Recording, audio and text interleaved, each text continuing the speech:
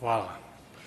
So image guidance. Been working with Philips. We've had an on-site PhD imaging scientist from Philips since 2001, and it's really facilitated a lot of the developments, including this fusion technology.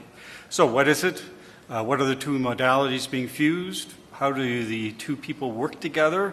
How do you use the various tools and flexibilities within it to perform specific tasks? What are the benefits and what are the potential challenges in using the technology? And what are the next generation features?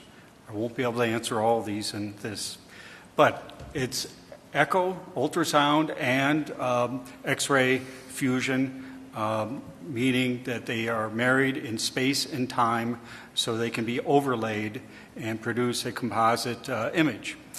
And the way they are overlaid is through the process of registration, and the way that works is that in the X-ray image, you can recognize the orientation of the 3D TE probe, and therefore, once you know that orientation of the 3D TE probe in X-ray 3D space, you'll know where the resultant images are formed, like this. So here are the resultant 3D image data set.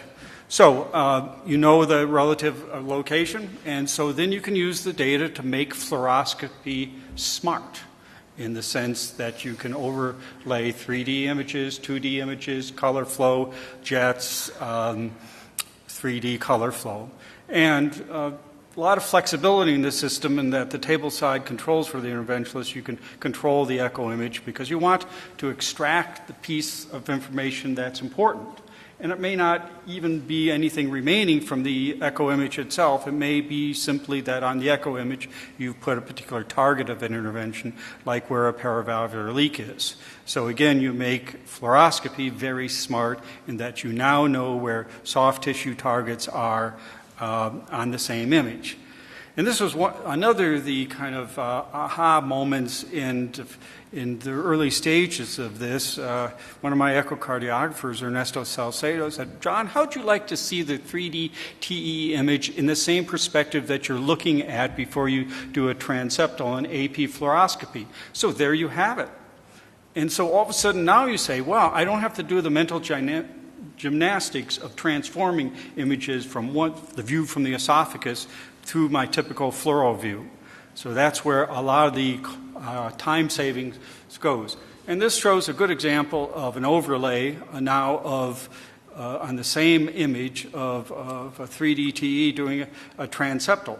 And so increasingly, especially in the last 6 months, and doing this every time we're doing a transeptal, before we even put in the transeptal equipment, we determine the plane of the septum. It's curved, where we're going to make puncture, and therefore, before we even put in a transeptal needle, we bend it because we know when we will need a greater reach or not. So it really allows one to become much smarter about that. Now you can overlay 2D, so you can see the actual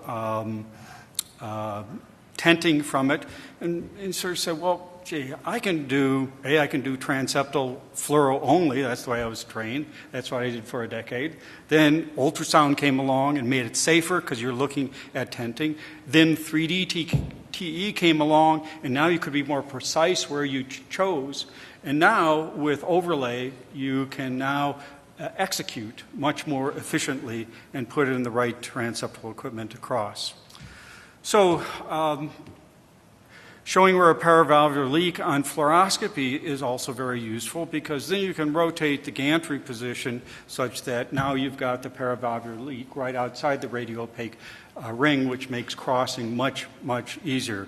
And Carlos is in the audience, and he was one of the early people pointing this out. Overlaying color flow is really, really cool. I really came home when I was doing a pulmonary vein stent, where often you're kind of searching around in space trying to find that. All you do is overlay the color flow jet of the accelerated velocity through the pulmonary vein stenosis, and you've got a target to go to on fluoroscopy. That's how powerful it is. This morning, we were doing a tricuspid mitral clip. And so every clip we put in, then the overlay of where the residual jet I could determine where it was faster than the echocardiographer looking around. So it really adds to the efficiency of performing interventions. So the next generation, this is what is going on now, is you can take the 3D TE model of it, or live image of a chamber and now segment it. And so now we're going to be extracting chambers. We register the probe, and this is what you get now. You get chambers. So you're not displaying the echo image directly, you're displaying the outline of the endocardial borders of all those chambers. This was a great case from just last week because this was a very horizontal heart that was doing a mitral clip, and it just pointed out where I was going to make the puncture was straight up. So I didn't need any curve on that needle, as you often have to. So it really helped facilitate that. And so this is the type of overlay you can do. Here we have just looking at the aorta, the LA, and the LV. You can rotate it around. You can really follow where the anterolateral, where the different commissures are as you go. Just think of doing cardioband, other interventions like this. And this is what we also used this morning in terms of getting the X-ray view that really outlined the perpendicular gantry position for tricuspid intervention. So it really starts adding a lot of things. And just think about now all of a sudden changing someone with severe MR from having 4+ MR to minimal MR and taking away the volume overload. You've got the ability now to look at instantaneous changes, the chamber size. If you want to go back to traditional hemodynamics, you can do a pressure-volume relationship with these acute interventions of changing suddenly valvular heart disease. So benefits: one, real-time fused image has all the visual information needed to perform many tasks, reduce the inefficiency of scanning back and forth. You crop the image to display the relevant structure for the key step in the intervention you're performing, and the two perspectives are harmonized, so you don't have to go through a prolonged learning curve of transforming images into a similar perspective. It's there, inherently more easy for us to learn. And what does this mean for an intervention? It means your hand-eye coordination is inherently improved. Because you optimize the perspective. We're used to using X-ray; it's not going to go away, and so you really work with your echocardiographer much more efficiently. So, in conclusion, it's not only about devices and delivery systems. In fact, what differentiates centers that are really good is not just the skill of the interventionists, but the skill of the imaging team and the technologies available. It's become more sophisticated. 3D complementing 2D has enabled new interventions more efficiently performed at a higher level of confidence. Fusion is a next advanced tool that I think is going to become routine in the next decade. And it's all about displaying information so it facilitates executing the sequential tasks in an intervention. Thank you.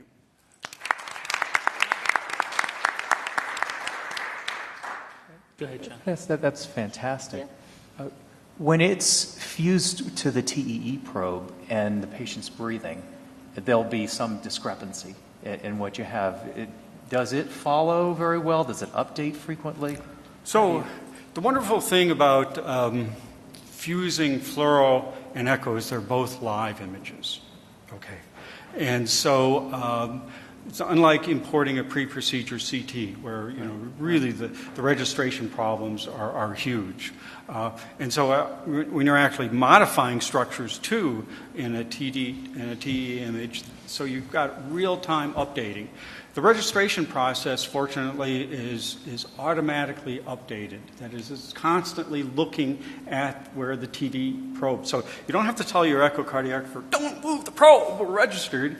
You move it, and within a couple seconds, the icon turns from red to green, meaning it's re-registered. So